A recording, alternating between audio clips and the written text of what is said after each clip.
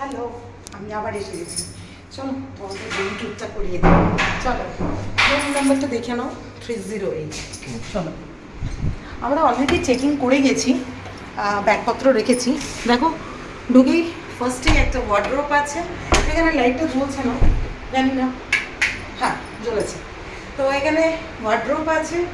তারপরে তোমার এখানে দেখিয়ে দাও, এখানে সব কিছু জিনিসপত্র দেওয়া রয়েছে। এখানে চা, কফি, বটল সব কিছু। তার সাথে রয়েছে মিনি ফ্রিজ। ও, জল ঢোকানো অলরেডি হয়ে গেছে। চলে এসো। এখানে আছে ইলেকট্রিক কেটল। এটা হচ্ছে একটা মিরর।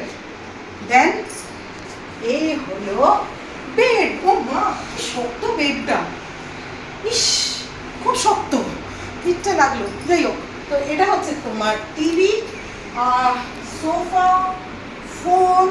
আর সব থেকে যেটা এই রুমের একটা অ্যাট্রাকশন, যেটা আমরা সব ইউটিউব ব্লগারদের দেখি, তো বেসিক্যালি যেটা আমরা জানি 308 একটা কমন একটা রুম হয়ে গেছে। তো চলো সেই রুমটার একটা ফেসিলিটিটা কি দেখাই। চলে এসো। ড্যাংটা ড্যাং, এই যে সমুদ্র দেখা যাচ্ছে।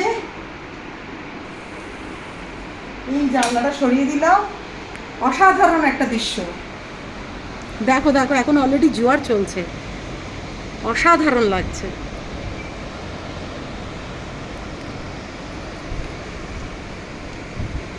এই হলো সেই গিটারওয়ালা পুল, যা স্মৃতি সবাইকার অঙ্গে অঙ্গে রয়েছে। আমরাও যাব, আমরাও আমাদের অঙ্গে নেব ডেফিনেটলি, গিটারওয়ালা সুইমিং অঙ্গে নেব। তো চলো আরেকটা দেখাই।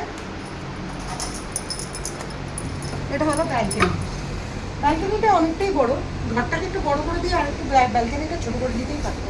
যাই হোক, ওভারঅল মোটামুটি আমি সেরকম মানে কি বলবো, খারাপও অ্যাভারেজ বলবো না, ভালো অ্যাভারেজও বলবো না। কারণ এই ভেতরটা ঢুকে আসতে আমার খুব বাজে লেগেছে। এটা ভেতর দিকটা অনেকটাই, যেহেতু সি বিচের সামনে হলে একটু ভেতর দিকে অবভিয়াসলি এটা ঢুকতে হবে, এটা জেনারেল ব্যাপার। তো যদিও আমরা বাইকে এসেছি, তো আমাদের এখানে একদিনই স্টে করবার ইচ্ছে আছে আপাতত। যদি ভালো লাগে তাহলে আর একটা দিন হয়তো করতেও পারি, মেবি, কোনো শিওর নেই। তো চলো, এই যে পুল, এবার আমরা একটু বাদে পুলে নামবো, তখন দেখা হবে তোমাদের সাথে। Bye bye.